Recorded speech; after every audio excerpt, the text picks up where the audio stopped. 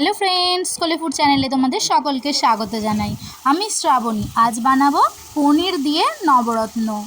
নবরত্ন তো বাঙালির ঘরের জাস্ট রাজকীয় খাবার। চলো, আমি নরকম সবজি কেটে নিয়েছি আর পনির। এবার দেখো, কড়াইতে তেল, সামান্য পরিমাণ সাদা তেল আর 1 চামচ ঘি দিয়ে দিয়েছি। দিয়ে খুব ভালোভাবে গরম করে নিলাম। এবার এক এক করে আমরা পনিরটা খুব ভালোভাবে ভেজে নেব।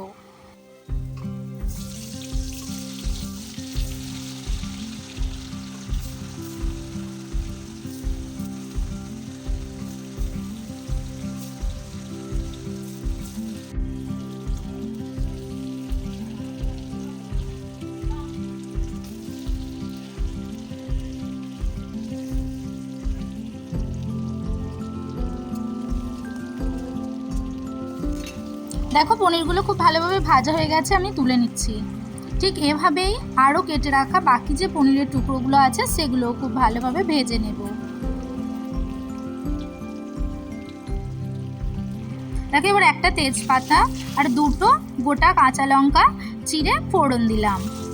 দিয়ে এবার দেখো, এই যে সবজিগুলো কেটে রেখেছি, ফুলকপি, কাঁচকলা, কুমড়ো, আলু, গাজর, মূলো, কড়াই আর হচ্ছে ক্যাপসিকাম। বাড়িতে যা যা সবজি ছিল সেই সবজি দিয়েই আমি নবরত্ন করব। দেখো, এবার সবজিগুলো এক এক করে ভেজে নিচ্ছি। প্রথমে ফুলকপিটা ভেজে নেব ভালোভাবে।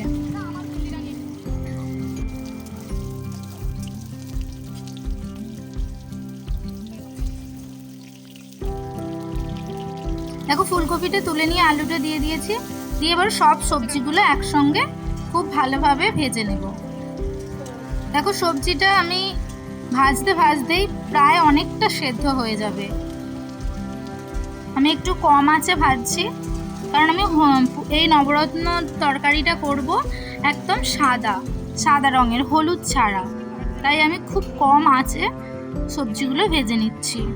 আমি দেখো বন্ধুরা, তোমাদেরকে তো আমার পেস্টটা বানানোর সময় দেখানোই হয়নি, তবে আমি বলে দিই যে আমি 4 পিস কাজু বাদাম, 1 চামচ চারমগজ, 1 চামচ দই আর 1 চামচ পোস্ত দিয়ে খুব ভালোভাবে পেস্টটা বানিয়ে নিয়েছিলাম। এই পেস্টটা দেখো আমি সবজিগুলোতে দিয়ে খুব ভালোভাবে নাড়াচাড়া করে নিচ্ছি। এবার এতে দেব পরিমাণ মতো নুন আর দেব 1 চামচ মিষ্টি। তোমরা তোমাদের স্বাদ মতো মিষ্টিটা দিতে পারো। যেহেতু আমি ভাতের সঙ্গে ব্যবহার করব তাই আমি একটু মিষ্টিটা কম দিলাম। তোমরা রুটির সঙ্গে ব্যবহার করলে তোমরা মিষ্টির পরিমাণটা একটু বেশি দিতে পারো। দেখো, দিয়ে এবার আমি খানিকক্ষণ নাড়াচাড়া করে নিলাম। এবারে আমি যে হালকা একটু সেদ্ধ হতে বাকি আছে সেটার জন্য আমরা মিনিট 2-3 জন্য ঢাকা দিয়ে সেদ্ধ করে নেব। দেখো, হয়ে গেছে। এবার ঢাকা খুলে আমি পনিরগুলো দিয়ে দিলাম। দিয়ে আবার 2-3 মিনিট ফুটিয়ে নেব।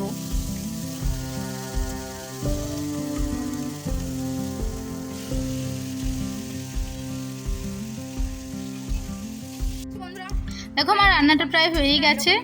আমি রান্নাটা নাবাচ্ছি, ততক্ষণ তোমরা আমার চ্যানেলটা লাইক, ফলো, শেয়ার করে দিও। আর সাবস্ক্রাইব করতেও ভুলো না। অবশ্যই কমেন্টে জানাবে তোমরাও বাড়িতে এভাবেই বানিয়ে একটু খেয়ে দেখো। যদি ভালো হয় অবশ্যই কমেন্টে আমায় জানাবে।